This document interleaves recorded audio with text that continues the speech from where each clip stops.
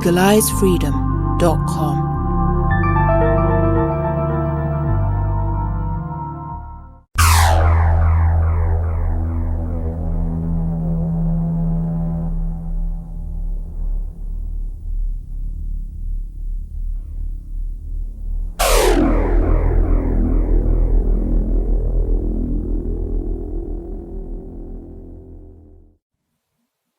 Good evening. I'm Greg Moffat of legalizefreedom.com. That's legalize-freedom.com, and you can spell legalize with an S or a Z. The title of this short video is Words Are Weapons, Don't Hex Yourself. By that I mean I wish us to consider the power of language, the power of words, particularly in our modern technosphere, all that comes to us online and from the 24/7 media matrix that we exist within.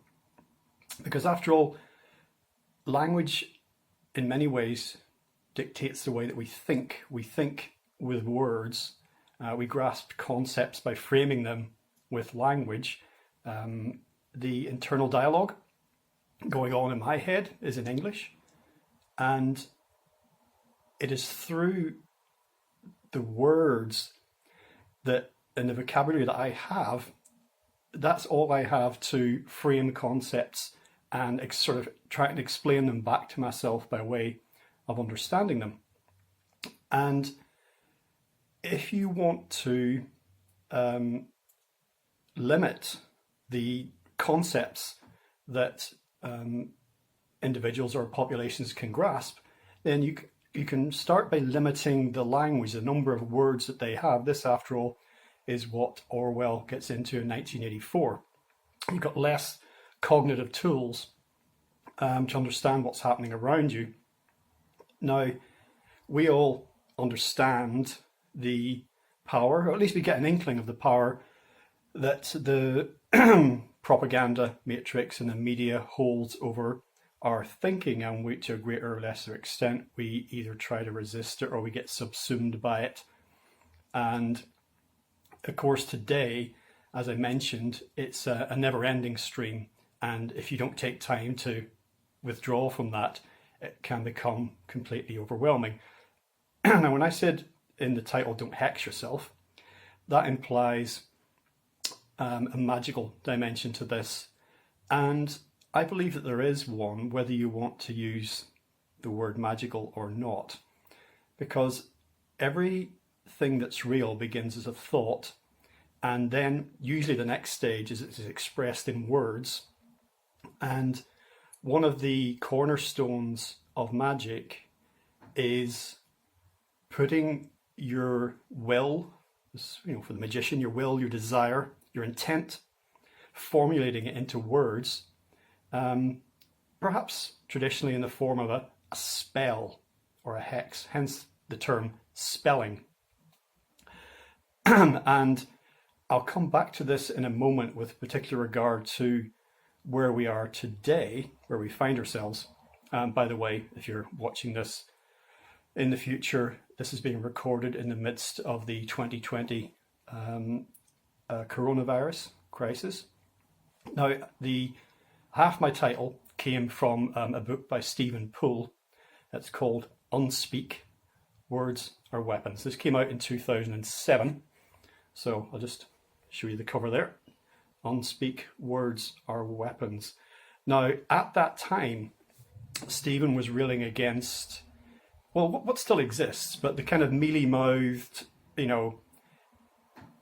don't say what you mean, don't mean what you say, jargon, propaganda, gibberish. What does that even mean? Bullshit coming out in the propaganda matrix I mentioned. At the time when the book was published, it was the sort of nonsense du jour was, war on terror, climate change. Whether you think that's happening or not, the point is it's kind of, the climate changes. So, but never mind.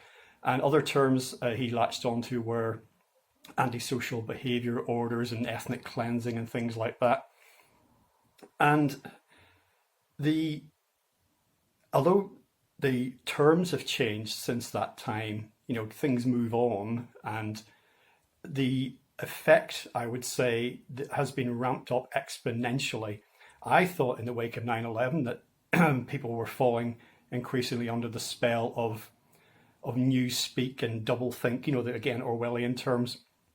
But it seems to be off the charts since all of this virus went viral earlier this year. Now, the other terms that Stephen talks about, like war on terror, for example, that's the classic one.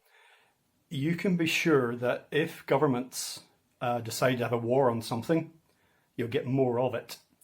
War on drugs, indeed war on terror, classic example. There's even been a war on climate change. I mean, think about that for a minute. A war on climate change. So let's just say that most climate change is caused by human beings. So human beings are then going to have a war on that. When you start to break these terms down, they kind of disintegrate, and you see them for what they are at best, which is ways of trying to sum up in a nutshell, a bit like advertising. Just say, okay, what is this thing? We can't go into it in paragraphs. So how do we get 2 or 3 words, a short phrase to encapsulate what we mean? That's fine up to a point, except that the meaning then tends to get lost, or the meaning tends to get deliberately buried. Whatever it happens to be, the words themselves, the meaning can change over time. And then if that happens, what is the value of language? This is why sometimes I object to words in English becoming redefined, because, or in any language, of course, but I just happen to speak English.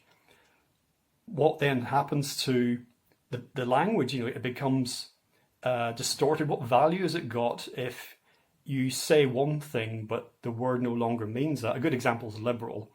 There was a time when liberal was a positive term, whether applied politically or just someone's personal outlook.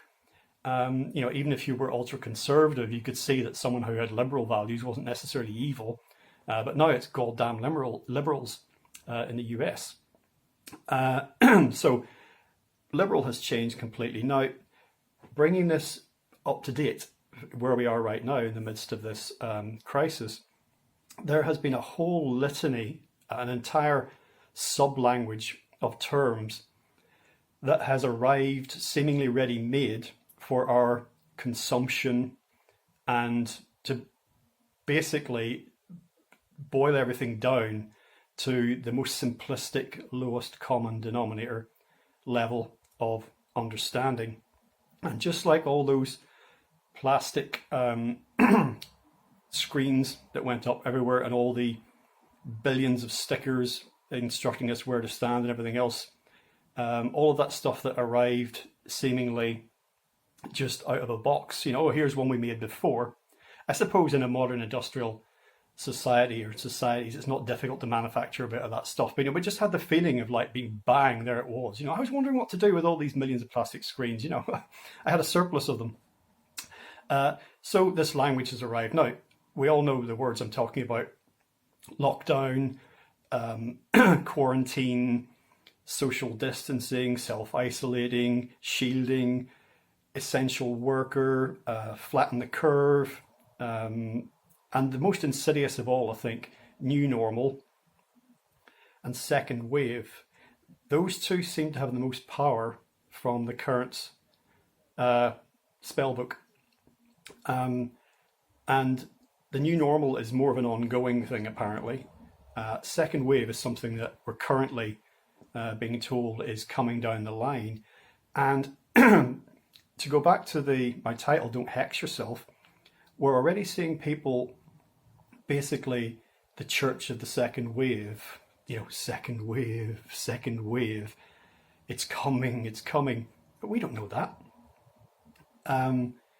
But I don't think that we fully grasp, most of us, the power to manifest events into our 3D reality using the power of this. Basically, suggestion and auto-suggestion.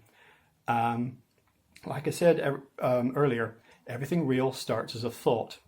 And I've done many videos, many radio shows talking about the power of the mind and how that appears to be a tangible reality. And actually, I've tried recently to get into some of the mechanisms for how that might happen. And so any of these things that we're latching on to now, we need to be very careful what we wish for, because we may get it. And some people might say, well, what difference does it make if you use the word second wave? It doesn't mean it's going to happen. Agreed. But if it takes on an energy, and that's the key to this, if it has emotion behind it, and energy, because energy flows where attention goes, and whatever you give your attention to, you'll get more of. This is one of the principles of so-called New Thought, or the power of positive thinking, whatever you want to call it. And the second most insidious one is indeed New Normal, because that then, in a very Orwellian sense, becomes, it implies that the old normal was somehow abnormal or inferior, and this is superior, because like in advertising, the new brand, the new version, the new car, the new canned soup has got to be better than the old one. So that's what concerns me about all of this.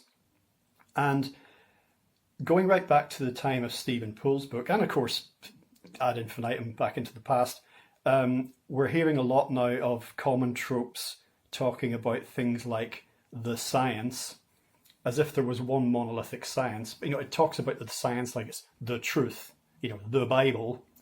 And anybody who's looked at the current situation will understand that the science is hopelessly scatterbrained all over the place. There may be strands of the best evidence and the best truth in that, but taken as in the round, it can't be relied on. It just varies too much.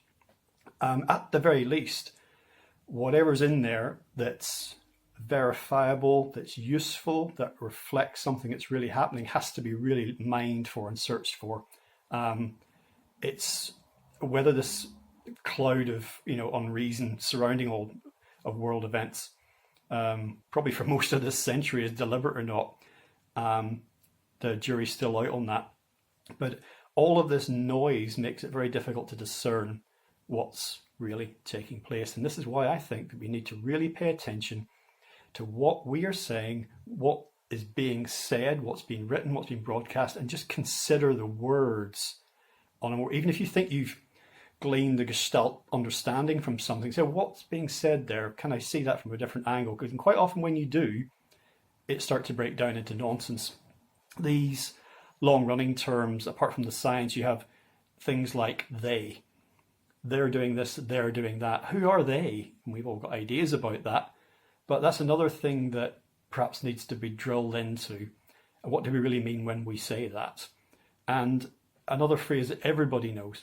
Everybody knows that. No, everybody doesn't know that. If you say about the current world situation, what about the Inuit? What about tribes in jungles in South America? Do they all know this as well? Do they all have the same worldview? I don't think they do. So the same principle can be applied to breaking down the lexicon of the current times. What I said earlier about the meaning breaking down, or the usefulness breaking down when you drill into the words. Lockdown, for example. Well, as I mentioned previously, that's something that happened in American prisons. There never was a lockdown as such. Social distancing is actually not social at all, but the implication is that if you stay away from other people, that's being social. Self-isolating, well, has there ever really been a better metaphor for the human condition in the early 21st century? We already were avoiding people, already locked away in our, box apartments, plugged into tech and computer games and the internet, the virtual life, for many people 24/7. and the language is of conflict, it's defensive. It's a language of war, like as I mentioned earlier, war on this, war on that, shielding. It's all combative, and what concerns me is it's a war for now, mostly in terms of semantics, a war of everyone against everyone, but already seeing evidence that more than anything else that's pitted people against people, groups against other groups, societies against each other, that this is having the most destructive spillover effects. So just in summary, it's consider about what you're saying, what you're hearing, what's been written, what's been broadcast, and consider the terms. And each time that you find yourself, I think, engaging in discussion about these matters, if you've really thought about the words, even when they come out of your mouth, you become more aware of what you're saying, and you'll think, is that what I actually want to say? Is that what I actually mean? Or have I taken that thing that's been handed to me and parroted it again, handed it on to someone else? Because I wonder, if the World Health Organization declares this pandemic to be over at some point, never mind how our physical behavior will be changed, are all these litany of terms that I've mentioned, will they fall out of use once again in that context? Or will they shortly be inducted into the Oxford Dictionary? Just once again, before I go, Unspeak, Words Are Weapons, the book by Stephen Poole. That's a few years old now, I said 2007. But if you're interested, there is an interview with Stephen on legalizefreedom.com, which is available for download. You'll also find it on YouTube.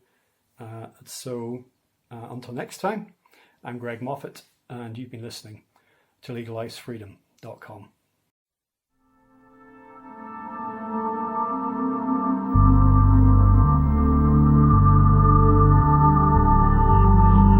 legalizefreedom.com